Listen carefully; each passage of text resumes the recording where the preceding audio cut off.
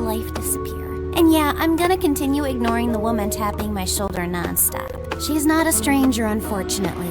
She's my mom. And I already knew she was just gonna say that I was being dramatic, that I should be grateful for her new job, and that moving from New York to London was some grand opportunity. Little did I know, our new house had a secret buried deep within its walls, one that would change everything. But I just left my house, my school, my friends, and the love of my life, John, behind. Okay, maybe love of my life was a bit much, but John was one of the most popular guys in school, and I'd bent over backwards to get his attention. Now, when we were finally together and going to the prom as the it couple, my mom had decided to uproot my life. We were staying in my mom's ancestral house, which was massive and creepy. The walls were lined with ancient paintings, tall ceilings, and a grand staircase that probably led to hell. This place could use a renovation, but it's not so bad. It looks like the kind of house where people hear whispers in the middle of the night and wake up possessed. But you know what? I'll just go live in the attic. If I have to suffer in this house, in this city, in this life, then let me suffer properly. Who even cares about me anyway? Suit yourself, Cinderella. Don't come crying to me when the rats start fighting for bed space. The attic was dusty and dark, and I felt proud of my dramatic choice. But then, in the middle of the night, I woke up to a skittering noise, and then something brushed against my arm. I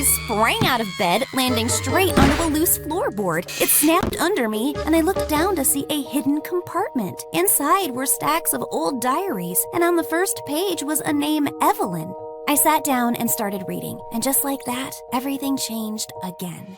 Oh, for heaven's sake, if I must lay eyes on that insufferable buffoon Tristan one more time, I do believe my brain shall simply explode. My apologies. I'm not always in such a mood. There are days when I feel quite good about myself, when my skin glows, when my curls behave, and when my corset isn't trying to squeeze the life out of me. But lately, things haven't been so good, all because of Lord Tristan. My father wants me to marry him, because he's rich and apparently lord of some overly important kingdom that will somehow benefit the crown. And while everyone thinks that I'm the luckiest girl in the world, I feel nauseous. Not because I hate Tristan. He's handsome, well-mannered, kind, etc., etc. But for some reason, he gives me the ick. Like sometimes when he's talking, I get this overwhelming urge to throw myself into the nearest lake. And it doesn't help that his best friend, the captain of Tristan's palace guard, Leopold, is a narcissistic pig, and always around him. Tristan, can we please move inside? It's approximately the temperature of hell out here. Oh, Evelyn, you mustn't let a little heat ruin this beautiful morning. The sun is shining, the birds are singing, and look at this exquisite spread before us. You know, I've seen noble women walk around in this weather wrapped in 50 pounds of lace. Perhaps you should try training in full armor at noon. It builds character. Perhaps you should try swimming with rocks tied to your feet. Oh, you two always have such wonderful banter. It warms my heart. Oh my God! What happened? What a gorgeous red apple! The finest I've ever seen! Oh, Evelyn, I am overjoyed to think that I shall get to enjoy such pleasures for the rest of my life. Ugh, I wanted to pull my hair out. It wasn't Tristan's fault, honestly. He genuinely liked me, and I wanted to like him too. That's why I arranged a grand ball to properly introduce him to the members of the court. But the more everyone told us how perfect we looked together, the more suffocated I felt. By dinner, I decided to escape and retire to my chambers. I just slipped out of my gown when my maid Rosie entered. You should not have left the ball like that, Princess. Your father is very angry. Well, so am I. But what does that matter to him? I am nothing more than a precious jewel to be set in the crown of his perfect alliance. What did Lord Tristan do now? That's the problem, Rosie. He doesn't do anything. I once said the moon was made of cheese, and he said, well, if the princess believes it, perhaps there is more to the moon than we know. That is quite sweet, actually. No, it's maddening. I want someone who challenges me when I say something ridiculous. I want to feel some kind of emotion. Anger, pain, love, happiness, anything. Because right now, all I feel is looming dread. Honestly, I wish there was something that could make me fall in love with Tristan. Maybe if the heavens themselves descended and blessed me with eternal devotion. Or if I could just gulp down a love potion. But since I can't, I just have to accept that this is my destiny, to marry that cringe-worthy man. I think I need to rest. Rosie nodded and left, but the next morning, I saw her standing by my bedside holding a tiny glass vial. What's that? A love potion. You said you'd do anything to fall in love with Tristan for the sake of your family, right? Yes, but I was just being dramatic. Well, I took you seriously and found a very strange gypsy in a shady part of town who sold me this. One sip, and the first person you lay eyes on will be the love of your life. Really? This was probably just flavored water or some other cheap trick. I wasn't really sure how I felt about taking it, so I put the vial in my bag and got dressed for the stables. Something about being around the horses always calmed me down. But then I met Tristan there, and I was back to square one. If there was even the slightest chance the love potion could make me feel differently about him, it was worth a try. I went back to my chambers and looked for it in my bag, but I couldn't find it. Rosie and I looked everywhere in my room. And I went back to the stables, but it wasn't there either. I was just leaving when I saw Leopold passed out on a log near the water trough. If you didn't make it your life's mission to annoy me every chance you get, you're not actually that bad looking. Just then, this fly landed on his nose, and I waved my hand to shoo it away, but it wouldn't budge. So I waved a little harder and accidentally slapped Leopold straight across the face. Good God! Oh, what are you doing? I was making sure you weren't dead. Obviously not. Oh, I just have a splitting headache. And wait, did you do something to your face? Define something. I don't know. Did you eat a light bulb or something? You look exceptionally radiant. What? Is this one of your stupid jokes that I just don't get? Maybe it's the hair then. Did you polish it? It's shining like the sun or the moon on a clear night. This is unsettling. What's wrong with you? What's wrong with me? Maybe the heat has fried your brain. You need a physician. No, I'm fine. It's just that you're, fine. I mean, I'm fine. We're fine. And then he simply got up and left. That was weird. But I had more pressing concerns, since the vial was still missing. I had looked everywhere I could, and by the end of the day, I accepted defeat and prayed to the Lord that no one drank it. I was so frustrated with myself for losing it, though, that the next morning, when Father suggested we take Tristan through the royal treasury, I could barely focus on what he was saying.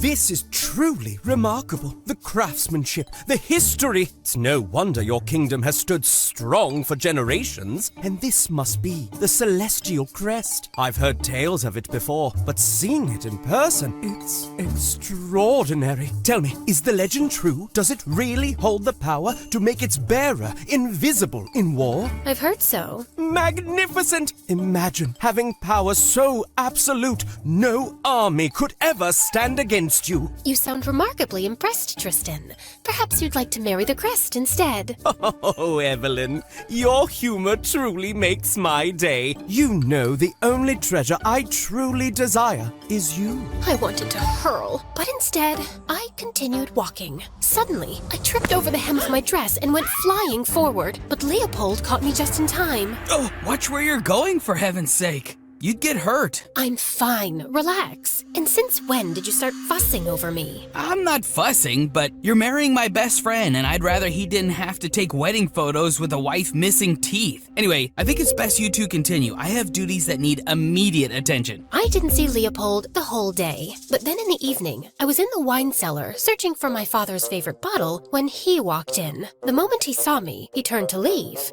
but the door got stuck. What is wrong with this door? Nothing, except it opens from the outside. You shouldn't have closed it when you walked in. How was I supposed to know that? Hello? Can anyone hear me? I'm stuck here! Good God, Leopold, would you calm down? Rosie knows I'm here, and it's only a matter of time till she comes looking for me. Well, obviously we don't know how long that would be, and I can't spend another second here with you.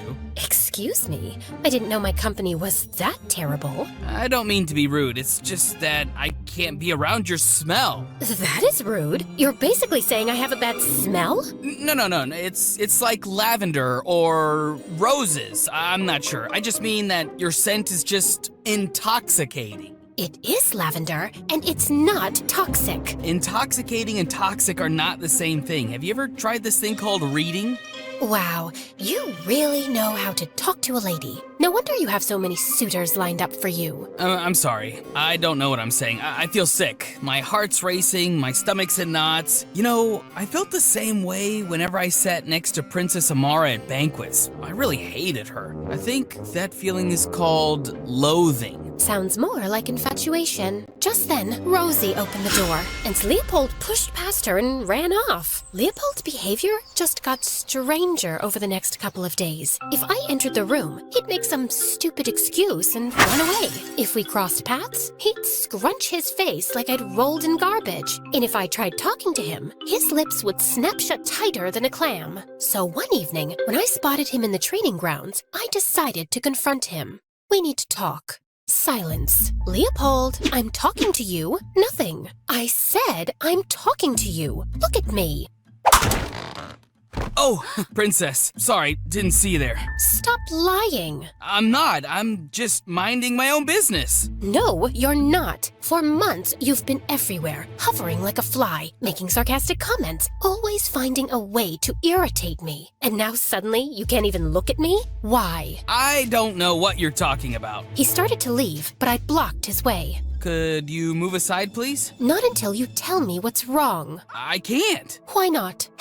Because it's too weird, okay? Every time I look at you, I have these thoughts that make no sense, and God knows I want to talk to you, but I can't without saying something that isn't unimaginably inappropriate. I've never felt this way, and I don't even know why this is happening. I just haven't been feeling well since I drank that thing. Wait, what thing? It was this liquid in a small vial that I found in the stables. It had this really strong smell, and I was curious, so I opened it and took a whiff, and then, I don't know, I just drank it. I froze. Leopold had taken the vial, and not just that, he'd gulped it down like a fool. And since I was the first person he saw when he opened his eyes, he was in love with me?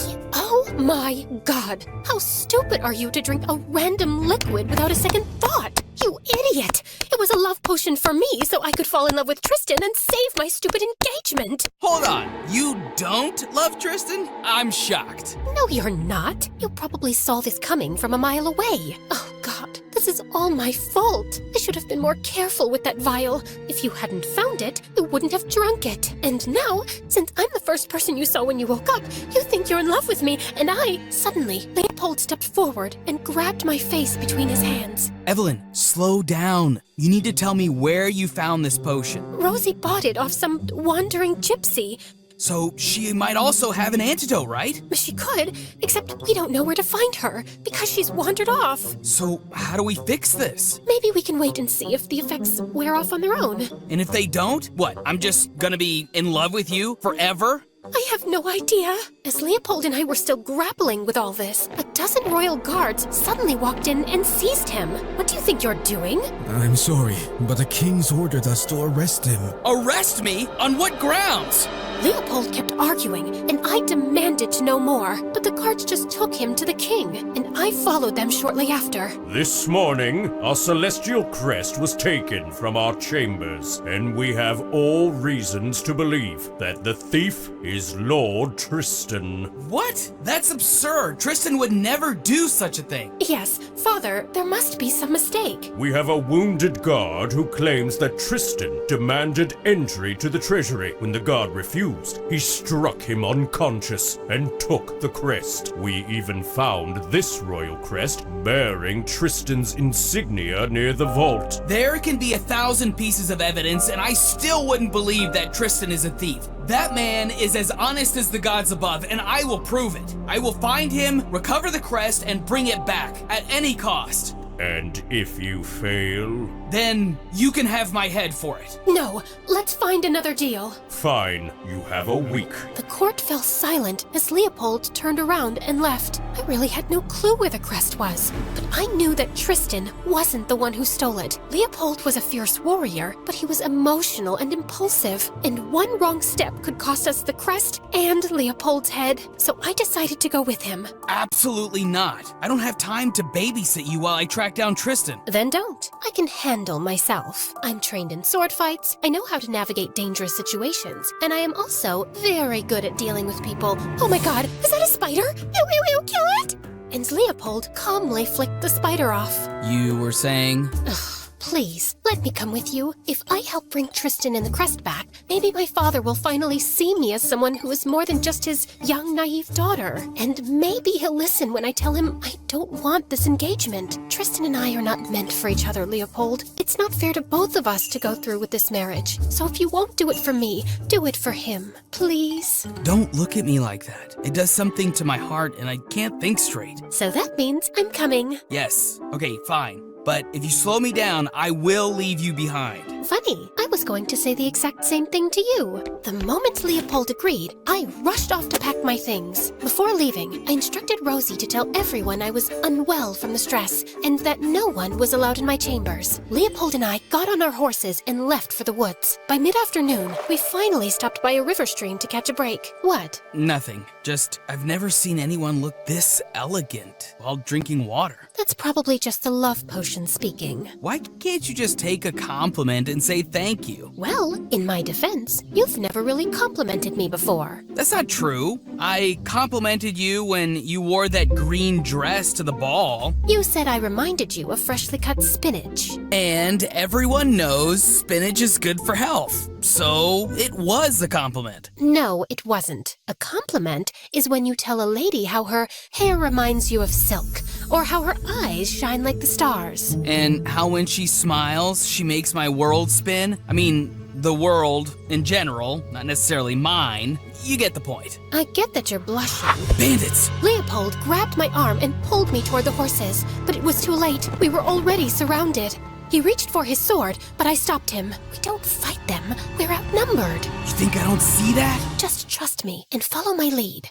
Oh, saints be good. You fine gentlemen found us just in time. Fine, gentlemen. We're bandits. Hand over whatever you've got or we'll take it by force. Aye, we's just two poor, desperate lovers running from a cruel fate. Work for a slave master.